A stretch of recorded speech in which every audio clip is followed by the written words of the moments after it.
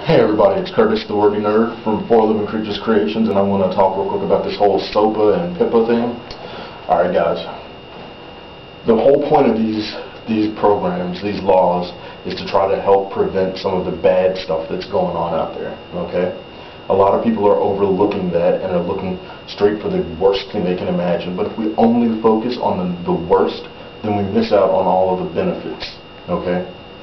Everything has downsides. Absolutely everything has some kind of a negative, some kind of way. Somebody can always find something bad for it, okay? Here's the deal. If you are people that are using the internet in the legally approved ways already, you're unaffected by it. It's not hurting you. It's not stopping you from using the internet. A lot of people are under the misconception that one of the things that's going to go away is review sites and stuff like that, and they're not, okay? Review sites are going to be just fine still, because they're functioning as a news source, okay? Most companies will see that extra exposure as beneficial even, and they wouldn't dare to try and take away something that's helping their product out, okay? If you're one of the groups that likes to get online and trash talk something, you know what? It's editorializing, and just like any other time, you can probably be shown for damages for something like that, and that's something totally different even. And if that should be the case, you're still going to find yourself under the knife for it, under the gun for it. It's going to happen, okay? If you are using the internet for downloading pirated movies, yep, you stand to have a problem. You already stand to have a problem. Okay? That's nothing new. That's been the case all along. This new set of laws is designed to help prevent that. People get all wrapped up in arms about the economy and stuff, and people don't understand how much money the United States government loses every year from the loss of taxation on the loss of sales of these movies. Movie tickets, movie production, DVD sales, all of that. All of these things factor in. The movie industry is a multi-billion-dollar industry yearly, and loses at least $1 billion a year, at least, through pirating. That includes the pirating of the movies, the pirating of soundtracks to the movies, all of it. All those things factor in. And while a lot of people out there are going to try and tell, how it's their right, they shouldn't be able to charge that much for a ticket or whatever else. You know what? That's a different kind of lawsuit. If you wanted to try and create a lawsuit where you were accusing them of creating an unfair situation, an unjust situation, where they were using images and sound to manipulate the public into wanting something that they shouldn't have, go for it.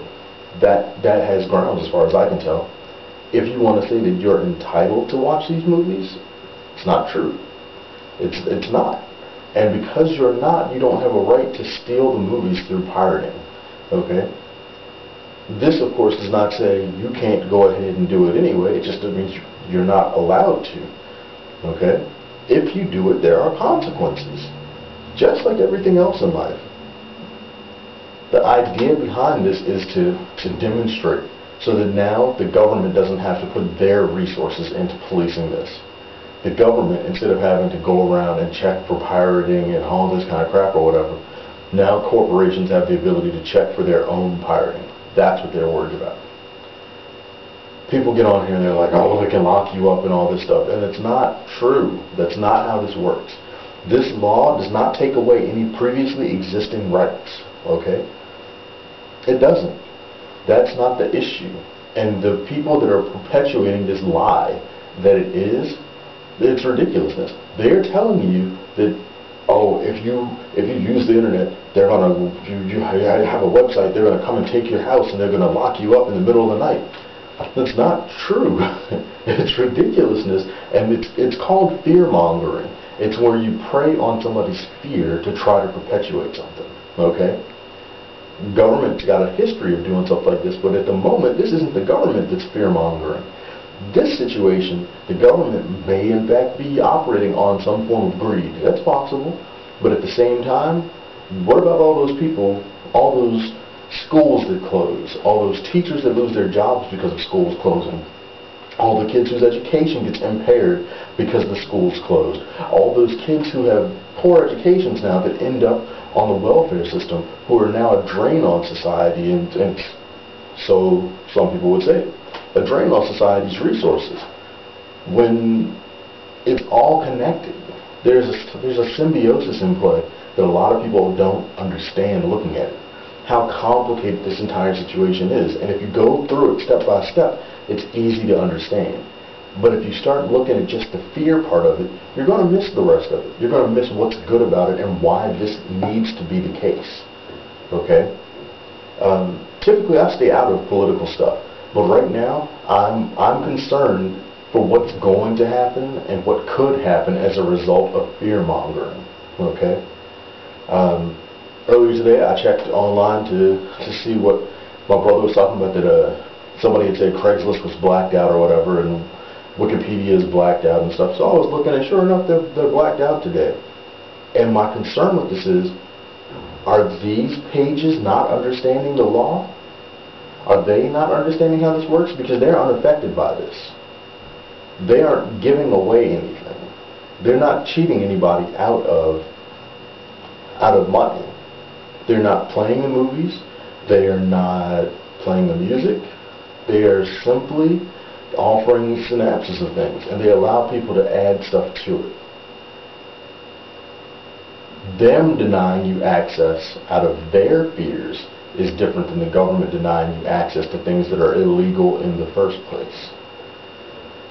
And I think a lot of people are missing that it's not that the government is telling you that you don't have the right to use the internet. They're telling you that you don't have the right to use the internet for illegal purposes. The law. If you want the laws of what's illegal to change, then buck up. Make that be what changes. Trying to say that people don't have a right to protect their intellectual properties is ridiculous. I didn't go out and make that movie. I didn't go out and write that song. I didn't perform the song. I don't have a right to determine what it's sold for. That's not my right. I don't have legal copyright for that. Okay? Copyright is a legally protected ownership of your creation. Be it a writing, a book, be it a song that you've written, be it a movie you've made, whatever. That is how that copyright works. And that copyright is automatically yours at the moment that you create it. You don't actually need to file it. It belongs to you. And it is considered to belong to you until you give it away. Now the difference and the trick here when you get into the arguments behind it is when two people claim ownership of the same thing and one person doesn't have any kind of proof that they have that ownership. That's the stuff where you hear those crazy stories of what was the lady with the Terminator and the Matrix, says that those movies were ripped off from her original script, and apparently she won. But this whole copyright, this right to it. If you didn't create it, you don't have the right to it. They didn't sell you the right. And when you buy a movie ticket, you don't buy the right to perform it, to play it. You didn't buy the right to perform that or to play that music in public. That's not what it is. And violating that right is illegal. I make custom action figures, and I'll be the first to tell you that if one of the owners of one of the characters I've customized was to come to me and say, you don't have the right to use my copyright, my legally protected characters, I would simply not make those characters anymore. I would make original characters or do something else. Why? Because I don't have a right to it. I'm not entitled to just use their characters just because. Marvel doesn't take action against people for doing it. Hasbro doesn't, and as long as you pretty much leave alone the characters that they do make, I suspect they probably won't really care about it. Because to make these things from home, please, we're doing art. We're not doing, mass production of action figures and stuff like that. We're not taking away their sales. We're actually bolstering their sales by helping to support their lines of toys. it's a slippery slope, and a lot of people don't see the big picture all the time. Do you know how many people quit collecting Marvel Legends because they didn't think they would be able to get the rest of the characters they wanted? People that won't come back now that the line is being re-released. That copyright law could make it so that there were no Marvel Legends ever again. The fear mongering. If these people go and make too big a deal about this and they create too big a problem for it,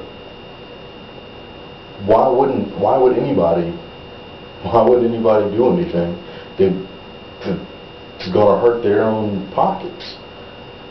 Would you make a movie if you knew that the government was just going to let somebody rip you off for it? I had an internet conversation on Facebook with a guy earlier, and just 3 or 4 days ago, he was a little disturbed because while he was searching online for stuff, he discovered that some other website had linked to his website and was using one of his action figure reviews on their website as if they had done it. Just simply plugged it in right from his website. He wasn't really sure what to do about it. Contact them? Do what? His